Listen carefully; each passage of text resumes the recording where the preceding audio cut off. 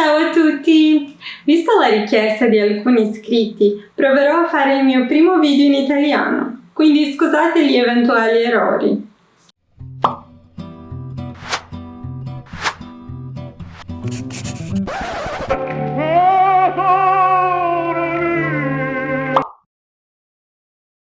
Oggi parliamo un po' del Brasile. Sapevate che il Brasile è il sesto paese più popolato del mondo? Sono 210 milioni di persone e è anche il quinto più grande in territorio. Occupiamo quasi la metà del Sud America e confiniamo con tutti gli altri paesi sudamericani, tranne Ecuador e Cile. E siamo anche l'economia più grande in America Latina. Il Brasile è una repubblica federale presidenziale.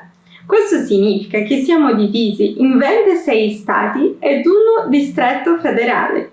Quindi questo grande paese che è il Brasile è diviso in 5 grandi zone geografiche che sono Sud, Sud-Est, Nord, Nord-Est e Centro-Ovest. Queste zone vengono chiamate regioni, ma attenzione, le regioni brasiliane non sono la stessa cosa delle regioni italiane. Da noi le regioni sono semplicemente una divisione geografica, non sono una divisione politica, amministrativa come qua. Da noi, per effetti amministrativi, abbiamo gli stati.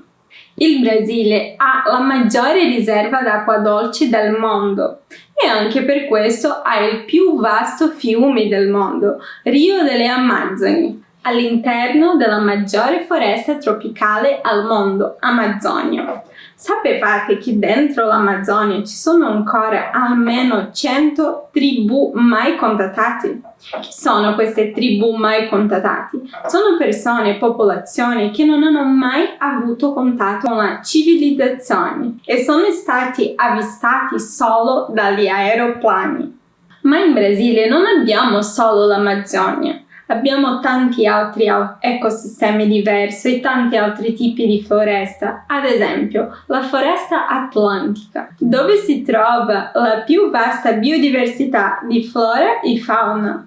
Ora parlando di mare, sapevate che in Brasile abbiamo almeno 7500 km di litorale? Abbiamo l'Oceano Atlantico e mare dal nord al sud.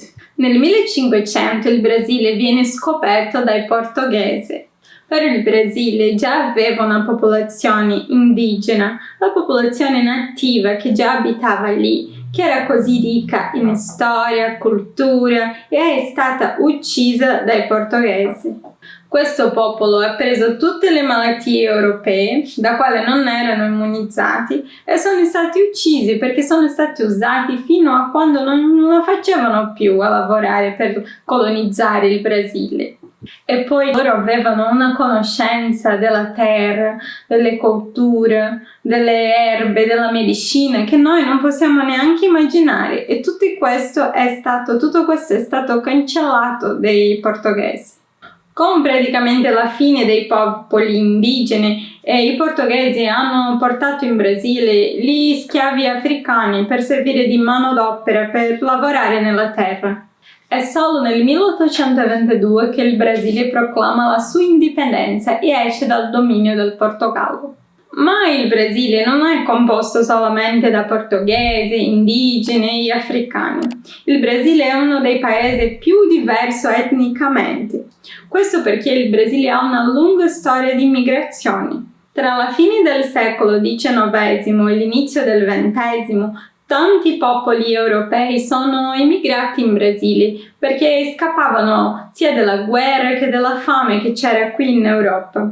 E è proprio per questo che in Brasile si trovano le persone bianche, nere, mulate, asiatici, di tutti i tipi. Uno dei più importanti fenomeni di immigrazione in Brasile è quello italiano. Forse farò un video sull'immigrazione italiana, visto che è anche la storia della mia famiglia, fa parte anche della mia storia.